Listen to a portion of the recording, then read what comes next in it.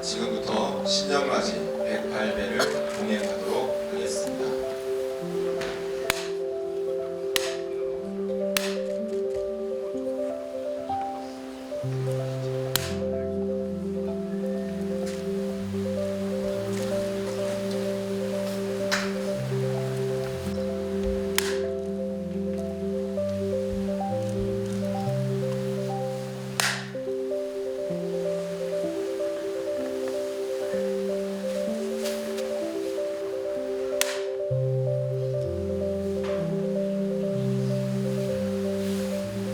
희생자들을 예도하며 3배의 예를 올리겠습니다. 집전 스님의 죽빛 소리에 맞춰 함께 동참해 주시기 바랍니다.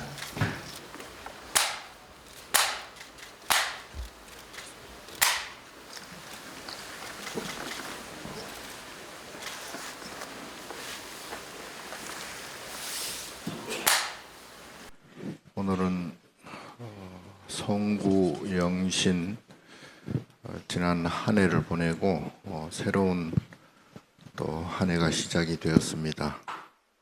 새해는 우리의 다짐에 따라서 4번의 새해를 맞이하죠. 지난 해가 새로 시작되는, 태양이 새로 시작되는 날이 바로 이제 동지입니다. 동지는 태양이 새로 시작하는 그런 의미에서 이제 동지가 옛날에는 이제 새해로 시작이 되었고요. 태양력으로 봐서는 이제 오늘부터 새해가 시작이 되고, 달을 기준으로 시작하면 음력이 되어서 물리적인 지구의 현상으로 보면 음력이 새해가 시작이 되는 날입니다. 그래서 그거를 우리는 설날이라 그러고, 계절적으로 1년이 시작되는 추나 추동으로 보면 입춘이 또 새해가 시작되는 날이 됩니다. 그래서 새해라는 게 각자의 마음 먹기, 마음 다짐에 따라서 4번을 세기도 하고 더 의미를 둘 수도 있습니다. 아무튼 새해니 헌해니 뭐 따지지 말라는 말도 있지만, 우리는 왜 새해를 자꾸 기념하고 하냐 하면, 지나간 어려움, 지나간 고통, 이제 이런 힘겨운 일들, 힘겨운 날들이 새로운 시작하는 해부터는 다시는 일어나지 않기를 바라는 그런 마음에서 새해를 맞이를 하려고 합니다. 오늘 역시 그러한 의미에서 여러분도 아시다시피 지난 한 해는 정말 국가적으로나 또 국민적으로, 경제적으로, 사회적으로 굉장히 어려운 한 해였습니다. 정말 매년 다사다난하지 않은 해가 없지만 유독이 양력으로 치면 지난 한 해는 정말 힘든 한 해였습니다. 올해는 그러한 힘든 과정을 모두 좀 거쳐지고 정말 평화로운, 평안한, 그리고 경제적으로도 다시 부흥하는 그런 이제 한 해가 되기를 간절히 소망을 합니다. 자, 그러나 세상 일이라는 게 고진감래라는 말도 있죠. 예. 이제 어려운 그러한 고통의 쓴맛을 본 다음에는 반드시 달디단 그러한 또 즐거운 시간도 온다라는 그런 이제 희망적인 사자성어고, 흥망성쇠라는 말도 있죠. 흥하고 망하고 또 일어나고 사라지는 것이 계속 반복되는, 그래서 이제 부처님께서는 그것을 육도윤회라고 그랬습니다. 힘든 것도 그게 다시 전환해서 복이 되어 온다는 그런 이제 전화위복이라는 말도 있고 흥진비례라는 말도 있고 여러 가지 그런 말들이 있는 것은 곧 어려움은 사라지고 큰 고통도 없어진다, 지나간다. 그래서 제가 선명상 7가지 중에 쉘패스라고 모두가 지나간다. 이제 지나고 나면 곧 그러한 고통도 지나간다. 어려움도 곧 지나간다. 이제 그런 희망적인 마음을 품으라는 뜻에서 이제 제가 쉘패스 선명상을 제시를 또 했습니다. 며칠 전에 일어난 일이긴 하지만 저도 이제 무안회를 다녀왔습니다. 우선은 그 유명을 달리하신 분들 극락왕생하시고 또 명복을 빌고 또 그것을 같이 그 고통을 더욱 감당해야 할 유가족들의 마음이 정말 참담하고 얼마나 힘드시겠습니까? 그래도 우리가 살아있는 것에 감사하고 또 앞으로는 그런 일들이 벌어지지 않도록 우리 살아있는 모든 사람들이 완벽한 그러한 대비책을 또 세워야 할 그런 또 책임과 의무가 있습니다. 그래서 나라가 또 시끄럽습니다만 좀 짧은 시간 안에 이 어려운 난제를 빨리 풀어가도록 우리 국민적인 그런 기원과 국민적인 그런 염원을 담아서 우리가 기도로서 그거를 극복을 해 나갔으면 좋겠습니다. 을사년 오늘 한 해 당면한 우리가 풀어야 할 숙제와 문제들이 많지만 그래서 부처님 법, 불교, 부처님의 가르침을 우리는 따라서 그것을 수행을 하는 것이 그게 불자고 또 우리 수행자들입니다. 아까 쭉 말씀드렸다시피 세상은 어차피 나고 났으면 죽어야 돼요. 그리고 생겨난 것은 반드시 사라지게 되어 있습니다. 그래서 생로병사라 그러고 그거를 성주계공이라고 그래요.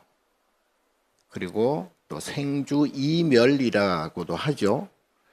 그래서 이것을 이 유의세계에서는 벗어날 수 있는 방법이 없습니다. 마찬가지로 즐거움과 고통 이 또한 생로병사하고 성주계공합니다. 그래서 부처님께서 금강경에 범소유상 계시엄왕 약견재상 비상 즉견열에 야기색견하 이음성구와 시인행사도 불능견열에 응무소주 이생기심 이게 부처님께서 정의를 다 하셨잖아요. 근데 우리는 그걸 안 따라해요. 부처님 법을 안 들어요.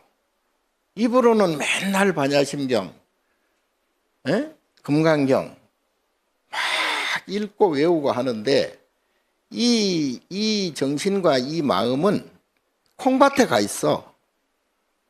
왜 금강경을 하냐 하면 금방 말씀드린 대로 내가 가지고 있는 업장을 소멸시키려고 하거든요.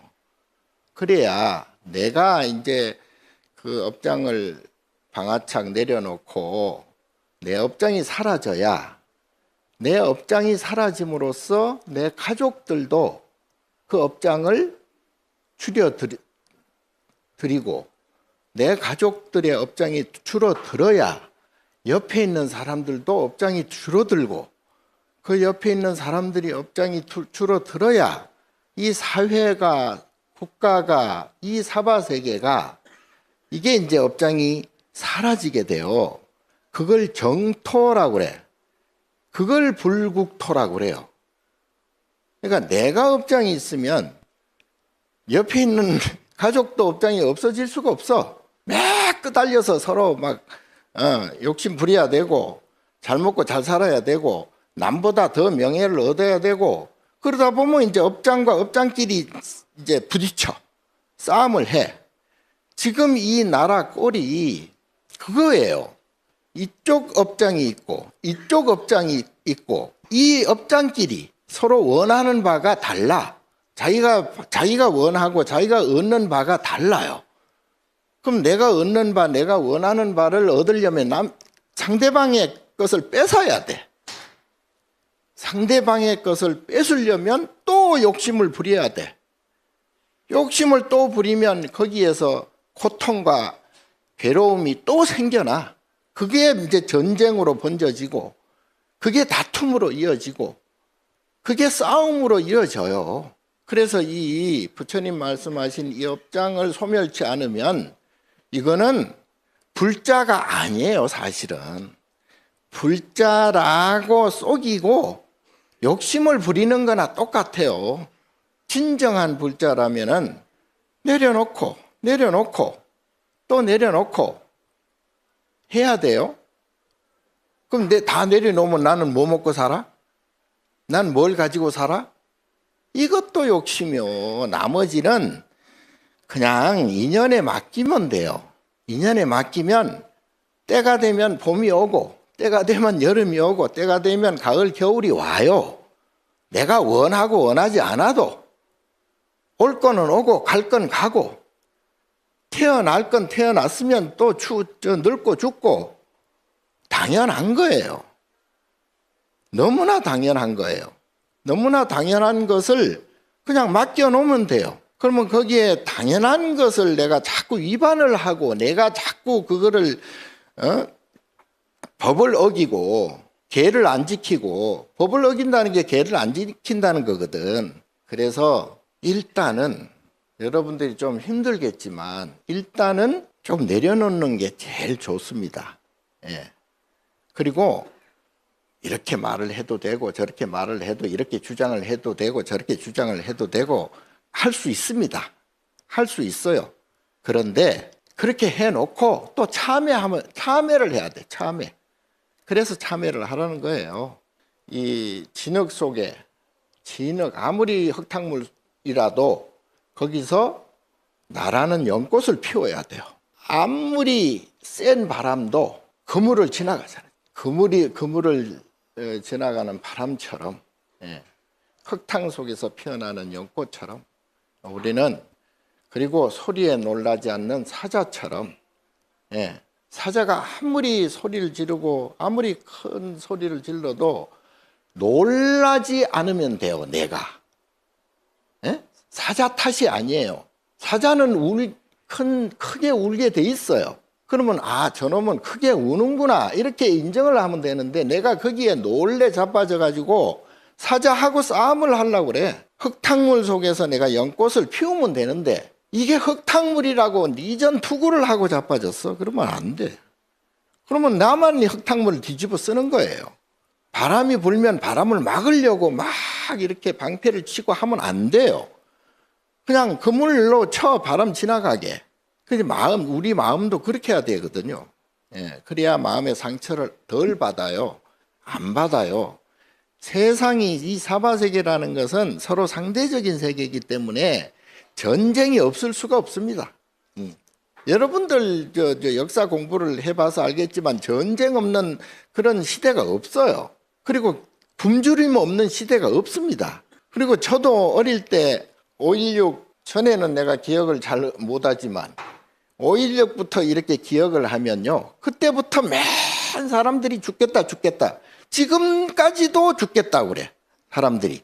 없어 죽겠다. 뭐 해서 죽겠다. 못 살겠다. 이렇게 잘 먹고 잘 사는데도 맨날 죽겠다고 그래. 그리고 맨날 싸워. 맨날 평화가 없어. 자, 그런데 아까 말씀드린 대로 흙탕물 속에서 나라는 연꽃을 피워야 된다 이 말이에요. 그러니까 여러분들은 거기에 너무 이렇게 휩쓸리지 말고 감정 자체가 이게 중생이거든요. 그러니까 감정을 차분하게 세상은 어차피 해가 지면 밤이 오고 해가 뜨면 낮이 오고 또 봄, 여름, 가을 사계절이 오고, 예, 뭐 어쨌든 세상은 인연 따라서 연기법 따라서 다 돌아가거든요. 그러니까 그건 맡겨 놓으면 돼요. 그래서 사회가 이렇게 떠들고 막 해도 내가 휩쓸리고 막 이래 하면 안 돼요. 그러니까 우리는 착각하는 게, 내가 요새 양자역학 공부를 하는데 양자역학이 불교 이론하고 똑같거든요. 최첨단 이 과학이에요.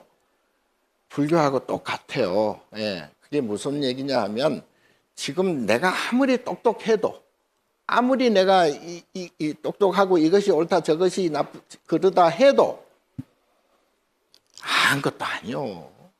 아무것도 아니요. 옳다라는 것은 부처님께서도 깨달음마저 명안욕따라 삼맥삼보리라고 그랬어. 이름이 깨달음, 이름이 보리다. 응? 깨달음이라고 자기가 막 고집을 피우고 이게 옳다 막 하면 깨달음 아닌 것이 계속 생겨버려요. 동전이 있으면 동전으로 치면 되는데, 동전을 가지고 이게 앞이다 하니까 뒤가 생기고, 이게 뒤다 하니까 앞이 생기는 거예요. 그냥 동전하면 돼요. 예. 거기에 자꾸 구분 지으려고 할 필요 없거든요. 그러니까 마음을 넉넉히 가져야 되고, 마음이 넉넉히 가지려면 그게 이제 안 돼. 버릇이, 고집이 안 돼. 이게 업장이 얼마나 두텁다고. 업장을 녹이려면 이제 기도를 잘 하면 돼요. 기도를 정말 참다운 기도를 해야 돼. 욕심을 잔뜩 부리면서 절을 하고 욕심을 잔뜩 부리면서 기도를 하면 그거는 기도가 찌그러진 기도가 돼버려. 예? 그래가지고 복을 받아도 가짜 복이야. 예, 금방 사라지는 복이에요. 그러니까 참다운 기도를 해야 되고요. 그 다음에 이제 육바라밀이 기도예요. 육바라밀, 응? 육바라밀, 보시, 지계, 인욕, 정진, 선정, 지혜. 이게 육바라밀. 육바라밀을 잘 하면 정말 좋은 기도가 됩니다.